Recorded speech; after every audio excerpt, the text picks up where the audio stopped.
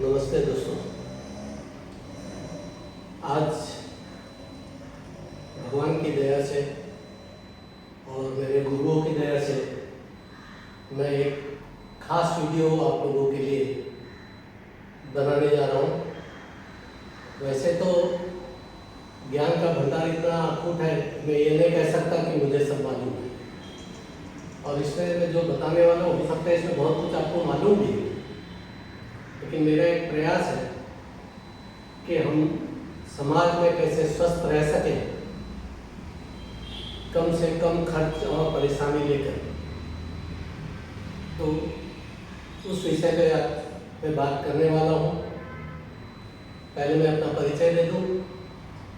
मैं किरण मालिक, health motivator और योग ट्रेनर हूँ, प्लस डाइटिशियन भी हूँ। मेरा मोबाइल नंबर है 9938185070। आप चाहें तो अपने शहर में, अपने सोसाइटी में, जहाँ भी आप चाहें सेमिनार रखवा सकते हैं। आज मैं जो बता रहा हूँ उसमें और भी विस्तार से चर्चा होती है, लेकिन वीडियो में ज़्यादा हम बता नहीं सकते क्योंकि समय की मर्यादा होती है। तो जितना भी बताऊंगा, अगर इतना भी अगर कर सके तो मैं समझता हूँ आप स्वस्थ रह सकते हैं बिना दवाइयों के और बिना कसरत के। अब ये कैसे हो संभव है?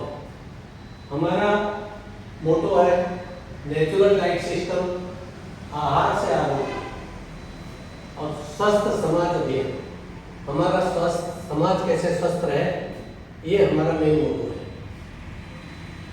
मेरे गुरु हैं श्री बीपी चौहान सर, जो कि नेचुरल डाइट सिस्टम या न्यू डाइट सिस्टम के प्रणेता हैं, और दूसरे हैं योगा के एक्सपर्ट राजेश पटेल, अहमदाबाद में रहते हैं, दोनों गुजरात से हैं। इसके अलावा मैं यूट्यूब में जिनको फॉलो करता हूँ और जिनसे मैंने बहुत कुछ सीखा समझा, उसमें से मुख्य दो हैं। एक विश्वरूप राय चौधरी जी, दूसरे हैं डॉक्टर एम.के. शर्मा जी। इसके अलावा डॉक्टर छाजे, डॉक्टर हेगड़े और डॉक्टर खादर अली, इन लोगों से भी मैंने कुछ सीखा है। उसके बाद नेचुरोपैथी के एक डॉक्टर मोहन गुप्ता भी हैं। इस तरीके से आप चाहें तो और लोगों को भी फॉलो करके बहुत कुछ सीख और समझ सकते हैं। मैंने जो सबसे पाया उसको आज मिलाकर मैंने जो समझा उसका कंक्लूजन आपको बताने जा रहा हूँ। इसमें और एक है हमारे डॉक्टर सक्सेना, जो कि लीवर क्लींजिंग और किडनी क्लींजिंग के बारे में भी खास बताते हैं। वैसे तो बहुत सारी क्लींजिंग थेरेपी वो बताते हैं, लेकिन ये दो मुख्य हैं। तो ये सब चर्चा हम करेंगे इस चर्चा के बीच में। तो सबसे पहले हमको ये समझना है, हम देख रहे हैं कि समाज में इतने प्रयास के बाद भी स्वास्थ्य की समस्याएं कम होने की जगह दिन पे दिन बढ़ते जा रही हैं। बहुत कम उम्र में लोग बीमार पड़ रहे हैं, और एक व्यक्ति घर में बीमार होता है तो पूरा परिवार परेशान होता है और पूरे बजट अस्त व्यस्त हो जाता है। पैसे इतने खर्च होते हैं, शरीर इतना खराब होता है, पूरे परिवार का समय बिगड़ता है, और जो समय और शक्ति उसको अपने परिवार की उन्नति के लिए, अपनी उन्नति के लिए, समाज की उन्नति के लिए खर्च करनी चाहिए, वो सब डॉक्टरों और दवाइयों के पीछे में बर्बाद होती है, जिससे कि हमारा देश का बहुत नुकसान होता है। तो प्रयास है कि कैसे अपन स्वस्थ रह के अपना, अपने परिवार का, समाज का और देश की उन्नति कर सकें। तो सबसे पहले हम ये समझे कि हम जब कोई वाहन यानी गाड़ी लेते हैं या कोई मशीन लेते हैं, तो उसमें एक मैनुअल होता है कि इसको कैसे चलाया जाए सही तरीके से कि वो अच्छा अपना रिजल्ट दे। पर एक दुख की बात है कि जिसको चलाने के लिए या इस सृष्टि की या इस पूरे विश्व में हर सुख सुविधा को उपभोग करने के लिए जो हमारा शरीर है इसका स्वस्थ होना जरूरी है। और इसके बारे में या इसके रख रखाव, इसके खान पान के बारे में न तो हमें घर से कोई शिक्षा मिलती है, न स्कूल से मिलती है, न डॉक्टरों से मिलती है, और जो कुछ भी मिल रही है वो इतनी अधूरी है कि हम देखते हैं कि ये सब करने के बावजूद भी हम ठीक रह नहीं पाते। तो आज हम समझेंगे कि हम अपने शरीर को कैसे स्वस्थ रखें। तो सबसे पहले हम समझते हैं कि हमारे शरीर को चलाता कौन है। तो हम देखते हैं कि जो ब्लड है अपने पूरे शरीर में जो दौड़ रहा है, अपने 72 लाख नस नाड़ियों में दिन रात जो प्रवाहित होता है, ये खून यही हमारे शरीर को चलाता है। और ये बनता किससे है? ये बनता है हमारे खुराक से, जो हम खाते हैं। अब हम देखते हैं कि ये खून जो ऊपर वाले के नियम का समझ लो या मेडिकल साइंस के हिसाब से इसकी पीएच वैल्यू अल्कलाइन होनी चाहिए, और जिसका खून अल्कलाइन है उसे कोई बीमारी नहीं है। अब ये अल्कलाइन खून बनेगा किससे? ये बनेगा हमारे खुराक से, यानी कि खुराक हमारा अल्कलाइन होना चाहिए। बहुत बेसिक और मुद्दे की बात बता रहा हूँ कि खुराक हमारा अल्कलाइन होना चाहिए। और अल्कलाइन खुराक किसे कहते हैं, इसको समझने का सिंपल तरीका है कि जो नेचुरल फूड है या नेचुरल फूड के अंदर नेचुरल रस है वो अल्कलाइन है। यानी कि सब नेचुरल फूड ये अल्कलाइन है। अगर हम इसको खाएंगे तो हमारा ब्लड अल्कलाइन बनेगा और हमारे को दुनिया की कोई बीमारी आ नहीं सकती। सभी बीमारियां ब्लड में एसिड बढ़ने से है, और वो है एसिडिक फूड खाने से। जब हम एसिडिक फूड खाते हैं तो हमारा ब्लड एसिडिक बनता है, कोलेस्ट्रॉल और यूरिक एसिड वगैरह बढ़ता है, और उसके बाद हमें बीमारियां चालू होती हैं। वो कैसे?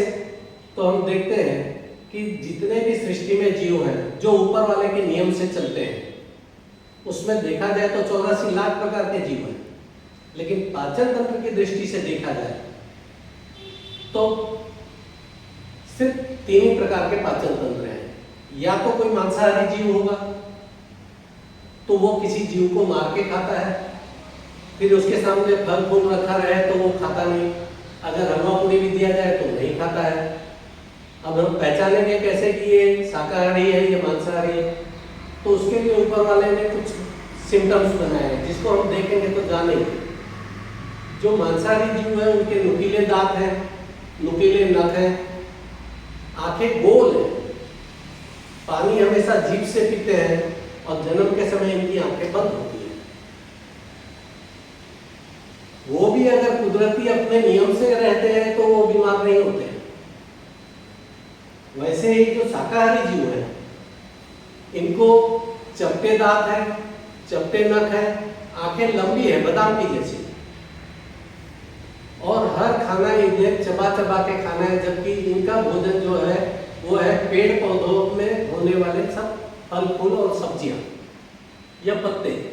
ये शाकाहारी जीव का भोजन है और ये अल्कलाइन है और एकदम सॉफ्ट है, आधा से ज्यादा पानी से भरा हुआ है। लेकिन फिर भी उसका पाचन तंत्र इतना कमजोर है कि उसे हर चीज चबा चबा कर रस करके खाना कंपल्सरी है। अगर वो चबा के नहीं खाएगा तो उसे कब्ज होगी। इसीलिए भगवान ने उन्हें चबाने के प्लेट डाल दी है। पानी मुंह लगाकर खींच के पीता है, सक करके, चाहे वो कोई भी जीव हो, हाथी तक, जितने भी शाकाहारी जीव है ये पानी में मुंह लगा के सक करके पीते हैं और जन्म से इनकी आंखें खुली होती है। आप मार्क करेंगे तो जानेंगे कि शाकाहारी जीव कौन से हैं और मांसाहारी जीव कौन से हैं।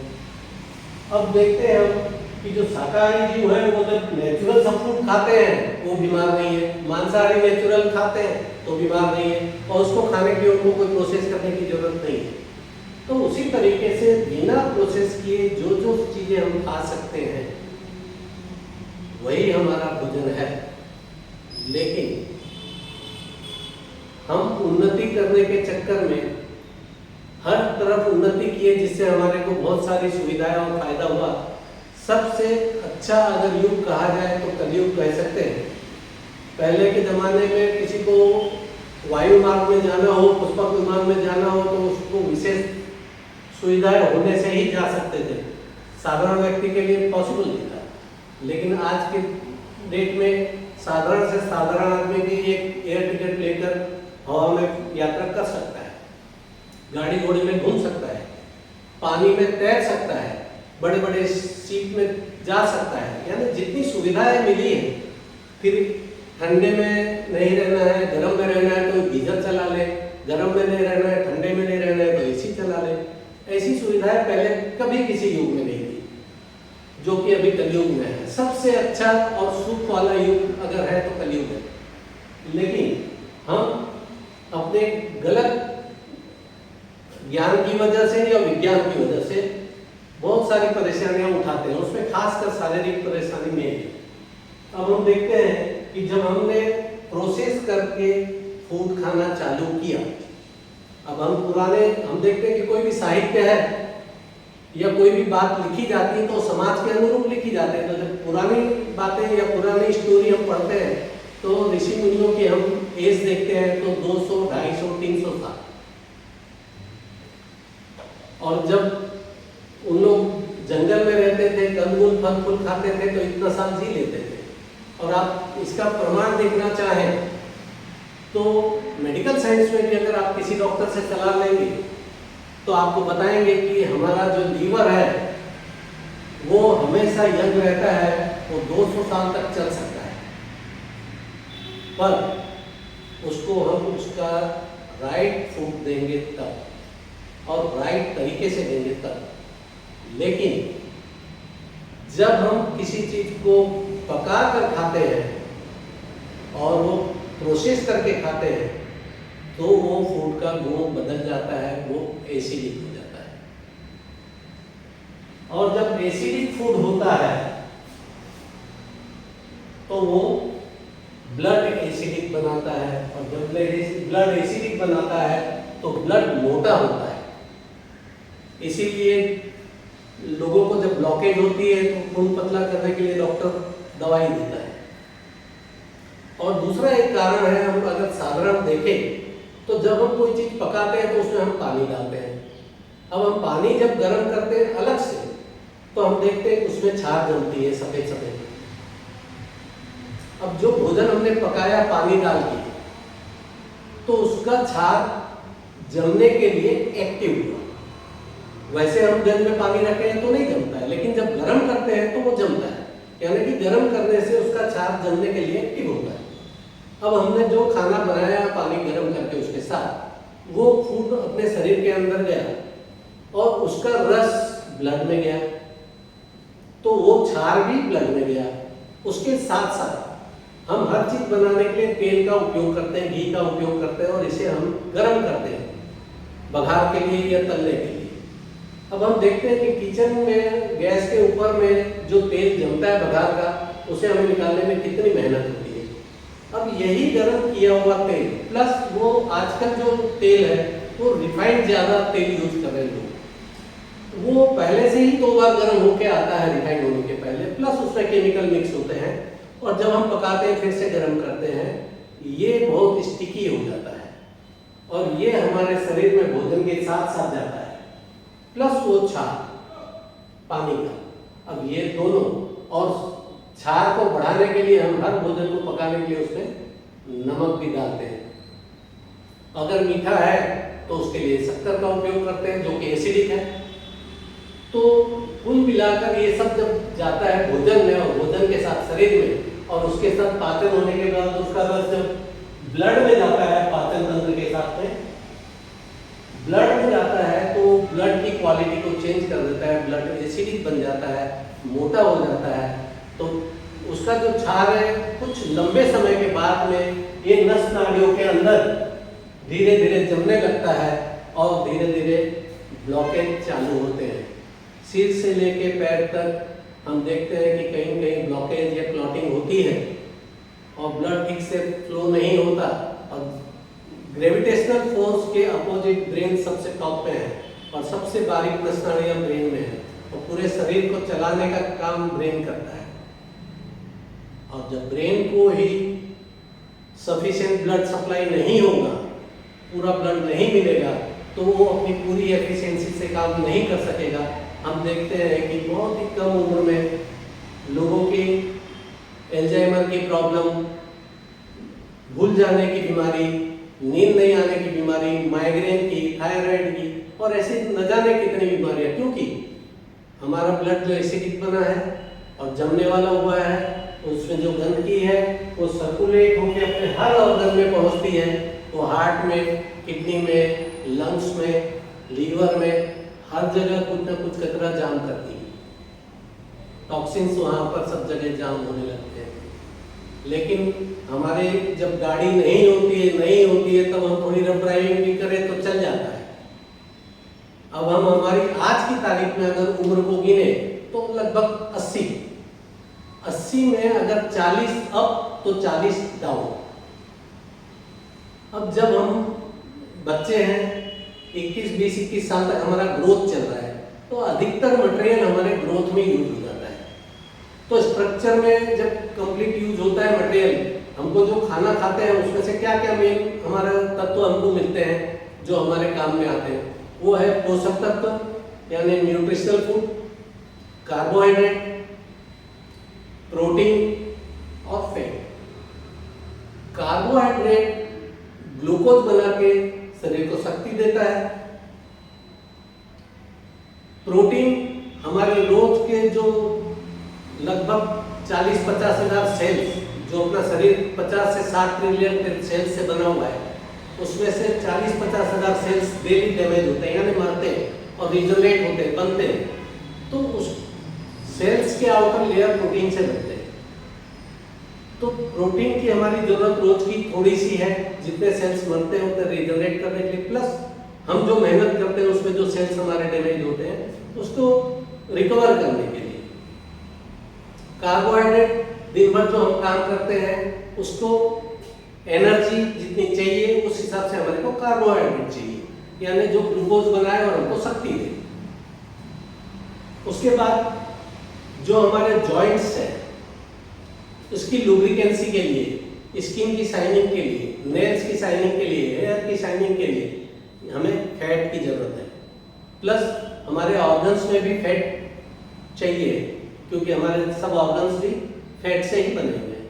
तो फैट की भी हमारी जरूरत है, लेकिन हर चीज की एक लिमिटेड रिक्वायरमेंट है। उससे जब ज्यादा हम लेते हैं और उसका टॉक्सिन्स का लेवल एक्यूमुलेट होते जाता है ज्यादा शरीर में, तब एक लिमिट के बाद में शरीर उसके सिम्टम्स बताता है और हमको वो बीमारी जान पड़ती है या डायग्नोसिस में आती है। पर हकीकत में उसकी नींव बहुत पहले से पड़ती है, वो हमारे गलत खान पान से पड़ती है। अब इसको अगर हमको सुधारना है तो हमको देखना है कि हमारे भोजन का असर कहाँ कहाँ होता है। हमने भोजन किया, जठर में आया, जठर कुछ रखता नहीं है, स्टमक कुछ रखता नहीं है, स्टमक से वो डाइजेस्ट होके, डाइल्यूट होके, सब एंजाइम्स उसमें मिक्स होके अब उसको प्रवाही बनाकर छोटी आंतों में भेज देते हैं।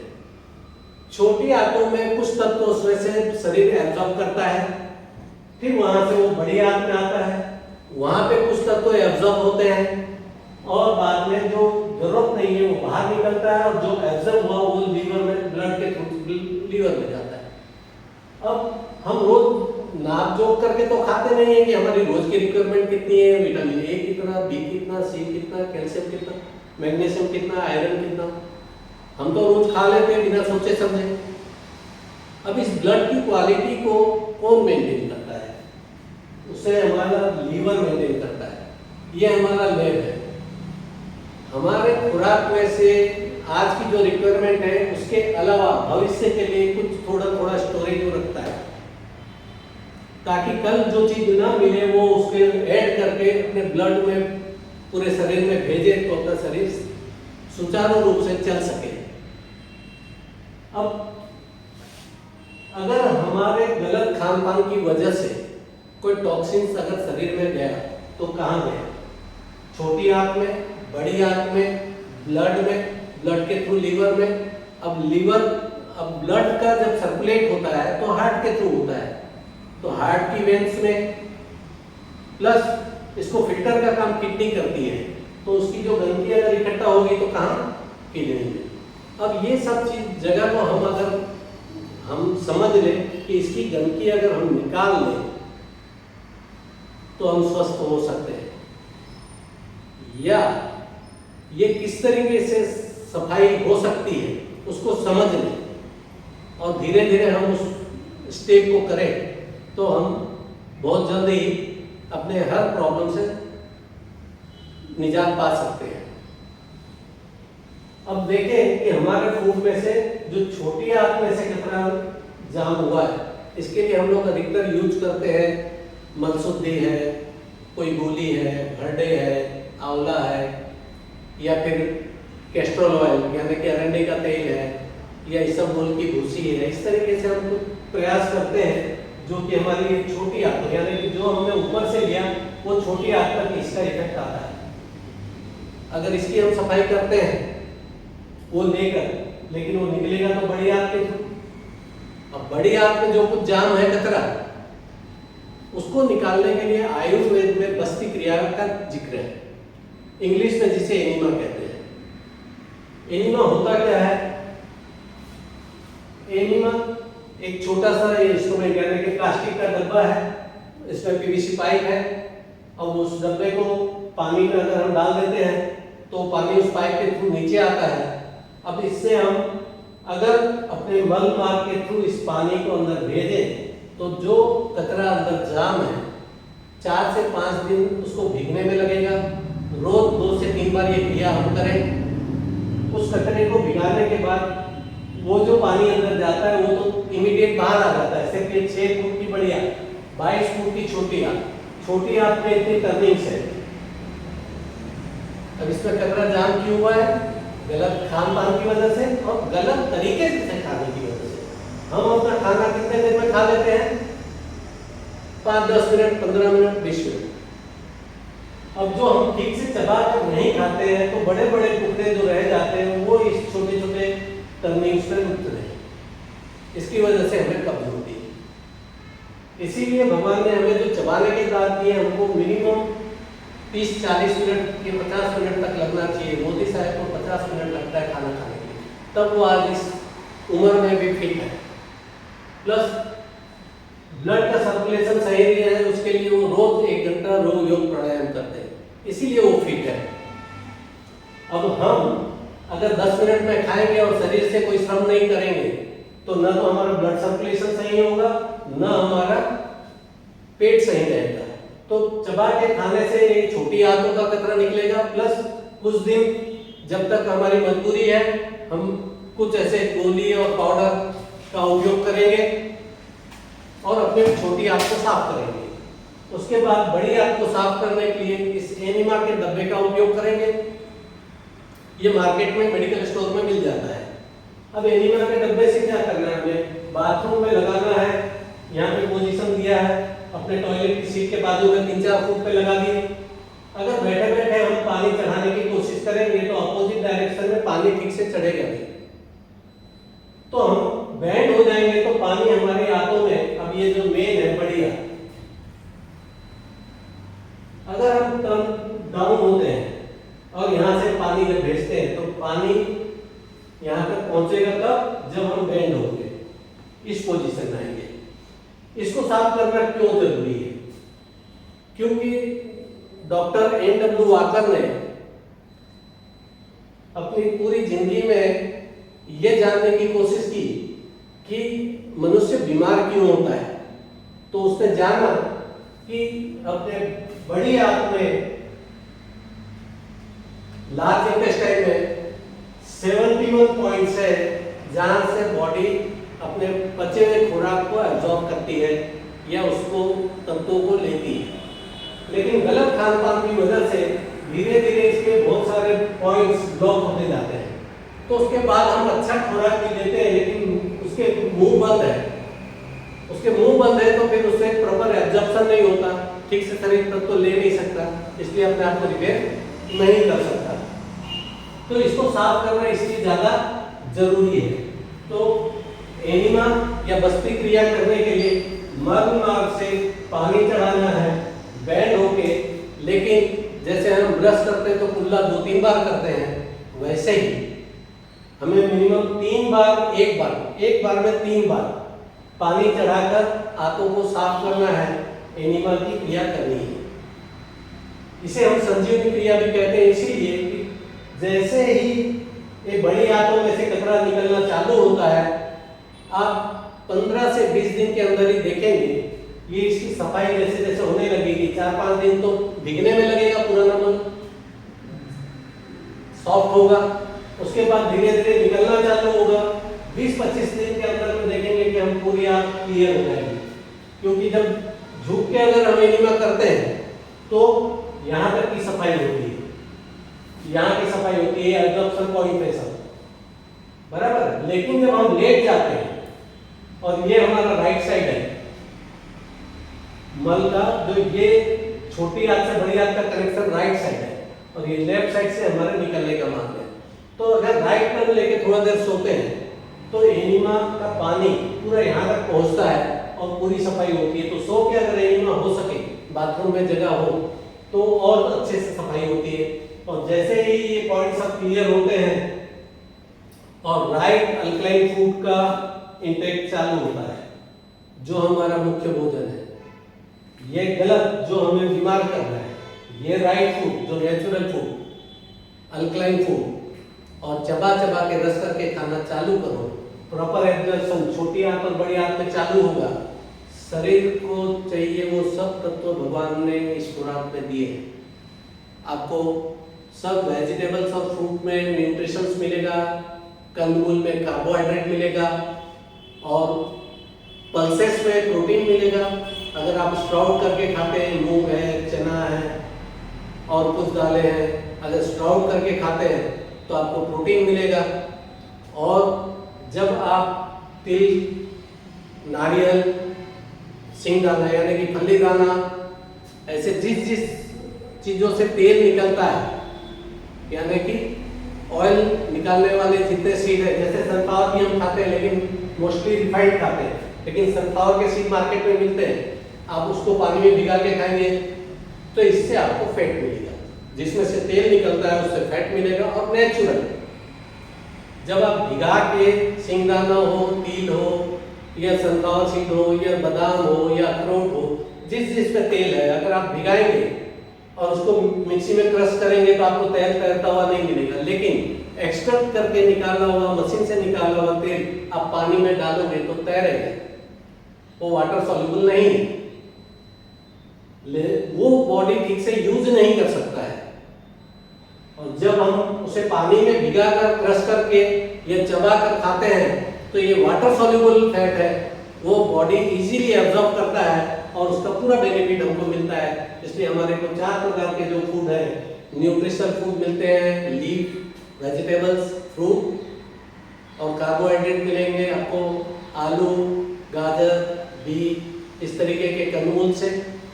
इसके अलावा फैट मिलता है हमको तिल, सिंगदाना या फली दाना जिसे कहते हैं, सनफ्लावर सीड, नारियल, ये सब चीजें से। और प्रोटीन मिलता है पल्सेस से, चना, मूंग, राजमा, जिसे हम भिगा के खा सकते हैं।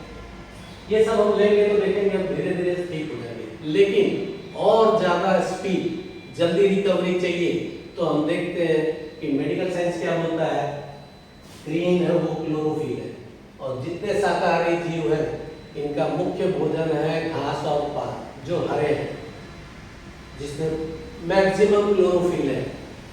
तो आपको जल्दी से जल्दी अपना ब्लड अगर ठीक करना है तो सबसे ज़्यादा उपयोग ग्रीन लीफ का करिए।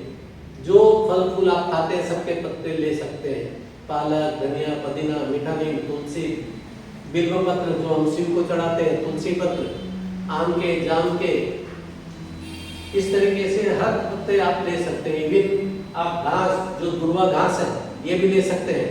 पुनर्नवा बारिश के सीजन में बहुत होती है, इसे भी ले सकते हैं। तो ये मीठा नीम पत्ती, पुदीना, ये सब ले सकते हैं। तो टेस्टी हम पानी पूरी का पानी कैसे बनाते हैं, गुपचुप का पानी, पानी पूरी का पानी, इस तरीके से हरे पत्तियों के रस को मिक्सी में क्रश करके छान के अपने टेस्ट के मुजब टेस्टी बनाते हैं। उसमें चाट मसाला, काला नमक, नींबू, आंवला, शहद, गुड़, खट्टा मीठा टेस्टी जैसा बनाना है अपने टेस्ट के हिसाब से बना के डेली मिनिमम 2 गिलास 500 ml के आसपास अगर पीते हैं तो आप देखेंगे कि आपको बहुत जल्दी रिकवरी मिलेगी, क्योंकि हमारे शरीर को चलाता ब्लड है और सबसे प्योर ब्लड बनाने वाला आइटम ये है। मैंने यहाँ पे लिखा है अपने खून को, त्रिदोष को और पंचतत्वों को संतुलित करें। खून यानी अल्कलाइन और एसिडिक जो मैंने बताया, इसके अलावा त्रिदोष, त्रिदोष यानी आयुर्वेद जिसे वात, पित्त और कफ कहता है। अब आप खट्टा लेंगे तो वायु करेगा, मीठा लेंगे तो कफ करेगा, कड़वा और तीखा लेंगे तो पित्त करेगा, वात, पित्त और कफ। आप अपने भोजन में इसका बैलेंस करिए। आप अपनी प्रकृति को जानिए कि आपको ज्यादा वायु होती है तो खटास का उपयोग कम करना है, आपको अगर कफ होता है तो दूध है, दूध से बनी चीजें हैं, और आपके मीठा है, खासकर शक्कर का मीठा, तो इसका आप उपयोग कम करें।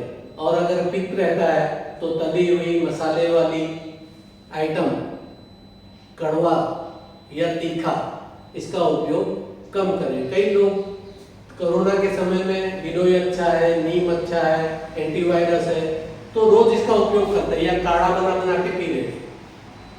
तो किसी चीज की अति नहीं करनी है, अपने शरीर के अनुसार तीनों को बैलेंस रखना है। अगर ज्यादा काढ़ा बना के पिएंगे, ज्यादा नीम का उपयोग करेंगे, ज्यादा गिलोय का उपयोग करेंगे तो हो सकता है उससे भी आपका पित्त बढ़ जाए। तो तीनों को आपको मध्यम मार्ग के हिसाब से लेके चलना है। इसके बाद पंचतत्व जो मैंने बताया, पंचतत्व को बैलेंस करने का सबसे अच्छा रास्ता जो ऊपर वाले ने बनाया है वो है हरे पत्ते। हम जो कुछ यानी कि शाकाहारी जीव जो कुछ खाता है या सृष्टि पूरी चल रही है तो वो हम बोलेंगे पत्तों के ऊपर चल रही है। कैसे? हम जो कुछ खाते हैं वो किसी पेड़ पौधे में होता है और उस पेड़ पौधे का भोजन उसका पत्ता बनाता है प्रकाश संश्लेषण क्रिया से। ये स्कूलों में 6ठी 7वीं में पढ़ाया जाता है। ये पत्ता करता क्या है? सूर्य के ताप से अग्नि तत्व लेता है, वायुमंडल से कार्बन डाइऑक्साइड लेता है, वायु तत्व लेता है। अब देखो सृष्टि की रचना, हमें ऑक्सीजन चाहिए तो हमें ऑक्सीजन कौन देता है? ये पेड़ पौधा। हम कार्बन डाइऑक्साइड छोड़ते हैं, उनको कार्बन डाइऑक्साइड चाहिए, ये साइकिल चलता है। तो ये वायु तत्वों के बैलेंस के लिए कार्बन डाइऑक्साइड लेता है। उसके बाद बिना पानी के तो कोई पेड़ पौधा होता नहीं है। इसके बाद हम देखेंगे, अगर गूगल में सर्च करेंगे पत्तों के बारे में तो हर पत्तों में जो प्रॉपर्टीज है उसमें कैल्शियम, मैग्नीशियम, पोटाशियम, आयरन, ये सब चीजें कहाँ से आई? विटामिन, ये सब पृथ्वी में से लिया, यानी कि भूमि तत्व। प्लस स्पेस लिए बिना तो कोई चीज हो नहीं सकती है। पेड़ पौधा छोटा है, बड़ा होगा, फल फूल छोटे हैं, बड़े होंगे, स्पेस कवर करेंगे। स्पेस यानी आकाश तत्व। तो आकाश तत्व यानी पंच तत्वों का कलेक्शन पहले ये लीक करता है, और जब ये हमारे शरीर में जाता है और हीमोग्लोबिन, प्योर हीमोग्लोबिन में कन्वर्ट होता है, और उसके बाद इसका काम डिस्ट्रीब्यूशन का चालू होता है। हमारे शरीर में पंच तत्व जहाँ पर भी बैलेंस बिगड़ा है उसको पूरा करने का काम इस ब्लड का है। तो सबसे जल्दी शरीर को ठीक करने वाला अमृत कोई चीज है जो सृष्टि में ऊपर वाले ने दी है तो वो है, एक आपके मुंह की लार, सलाइवा, सेकेंड ग्रीन लीफ जो आपका खून प्योर बनाता है। इसीलिए जितने शाकाहारी जीव, गाय, भैंस, बकरी, घोड़े, गधे, हरिण, इस तरीके से जो भी शाकाहारी जीव है, आप देखो पूरा पत्ता भी खाते हैं, घास भी खाते हैं, तो भी चबा चबा के रस करके खाते हैं। इसीलिए वो कभी बीमार नहीं होते, ना उनके जॉइंट्स टूटते हैं, ना उनके दांत गिरते हैं, ना उनकी आंखें कमजोर होती हैं, नहाते भी नहीं है, फिर भी उनको कोई स्किन की बीमारी नहीं होती है, पूरी उम्र तक फिट रहते हैं, जॉइंट प्रॉब्लम भी नहीं होती। तो ये हमारे सामने प्रमाण है कि ग्रीन से सब होता है। फिर वो ऐसी जगह पे रहते हैं जहाँ पे मिट्टी में पड़ा खाना खाते हैं, मैला पानी पीते हैं, मच्छर भी उनको चाटते हैं, फिर भी मलेरिया नहीं होता, कोई बाहर के बैक्टीरिया वायरस उनको इफेक्ट करते नहीं। उसका कारण है उनका ब्लड प्योर है, इम्यूनिटी स्ट्रॉन्ग है, प्रतिरोधक शक्ति, रोग प्रतिरोधक शक्ति पूरी है, इसीलिए कोई भी बाहर के बैक्टीरिया वायरस इनको इफेक्ट करते नहीं, ना चिकनगुनिया, ना डेंगू, ना कोरोना, ना कुछ भी नहीं होता। तो स्वस्थ रहने के लिए हमारे पास एक छोटा सा नियम है जो आप लोग अगर फॉलो करेंगे तो जल्द से जल्द ठीक हो सकते हैं। अब आपको अगर लीवर क्लीनिंग करना है तो डॉक्टर पीयूष सक्सेना की वीडियो देख सकते हैं लीवर क्लीनिंग के लिए। किडनी क्लीनिंग के लिए धनिया पत्ती का जूस ज़्यादा लीजिए। मकई जो होते हैं उसके ऊपर के रेशे रहते हैं, उसको पानी में उबाल के उसका पानी पीजिए तो किडनी की सफाई हो जाती है। अल्कलाइन फूड खाओगे, देखते देखते 8 से 10 दिन में आपके शुगर कंट्रोल में आ जाती है, महीने भर के अंदर में तो बीपी कंट्रोल में आ जाती है। शरीर इतना जल्दी अपने आप को रिकवर करने की ताकत रखता है, हम उसके शक्ति को उपयोग नहीं करते क्योंकि हम उसको उसका राइट फूड नहीं देते। राइट फूड दो और आपके प्रॉब्लम सॉल्व, राइट तरीके से चबा के दो, आपके प्रॉब्लम सॉल्व। ये छोटा सा सिंपल सिस्टम है दिन भर का, आप इस सिस्टम से काम करिए, देखते देखते आपकी सभी प्रॉब्लम सॉल्व हो जाएगी। आप चाहे तो एनिमा, ये छोटे आंतों की सफाई के लिए पाउडर और गोली, जो ग्रीन ताजा बनाकर नहीं खा सकते हैं, ट्रैवलिंग जॉब वाले, ऑफिस जॉब वाले, फैक्ट्री जॉब वाले हैं, उनको कोई करके ले जाने की सुविधाएं नहीं है, तो ग्रीन लीफ, मिक्स लीफ के पाउडर की बनी हुई टैबलेट्स है, ये भी हमारे से मंगा सकते हैं। प्लस ह्यूमिडिटी बढ़ाने के लिए अश्वगंधा है, आंवला है, रसायन, ये हमारे से मंगा सकते हैं। प्लस ब्लड के कोलेस्ट्रॉल और बीपी ठीक करने के लिए आप घर में भी बना सकते हैं, हम हर चीज हमारे से मंगाने की कोई जरूरत नहीं है। आप चाहो तो हर चीज घर में फ्रेश यूज करो, सबसे बेस्ट। अब ये हमने एक रस मिला के रखा है, ये है अदरक, लहसुन, नींबू, इसके समान परिमाण में रस तीनों के, और उतना ही एप्पल विनेगर, वो बिगड़े नहीं, ज्यादा दिन रुके, इसके लिए आपको ताजा बनाना है तो एप्पल विनेगर डालने की जरूरत नहीं है क्योंकि स्ट्रॉन्ग होता है, पीने में थोड़ा तकलीफ होती है, इसीलिए इसको माइल्ड करने के लिए शहद मिक्स करके बनाते हैं। ये 5 आइटम है, अदरक, लहसुन, नींबू, एप्पल विनेगर और शहद। भगवान ने ये 5 इतनी अद्भुत चीजें बनाई है, आप सिर्फ महीना 2 महीना पीजिए, 3 महीना 2-3 महीना पीजिए, आपको बाईपास भी नहीं कराना पड़ेगा। सब ब्लॉकेजेस आपके सिर से पैर तक धीरे धीरे क्लियर हो जाएंगे और ब्लड सर्कुलेशन में अच्छा हो जाएगा और आपकी सभी प्रॉब्लम सॉल्व हो जाएगी। और ब्लड सर्कुलेशन अच्छा रहे इसके लिए थोड़ी बहुत अगर योग प्राणायाम करते हैं तो अति उत्तम है। जिम में सजेस्ट नहीं करता क्योंकि जिम से बॉडी स्टीफ हो जाती है, मसल्स स्टीफ हो जाते हैं, ब्लड सर्कुलेशन प्रॉपर नहीं होता, इसलिए बहुतों का हमने देखा है जिम से प्रॉब्लम होते हैं। इसलिए हमारे समझ के अनुसार जिम का न करके योग प्राणायाम करें तो ज़्यादा उत्तम है, या कुछ व्यायाम करें तो बहुत उत्तम है। तो इस तरीके से आप अपने आप को स्वस्थ रख सकते हैं। नमस्कार।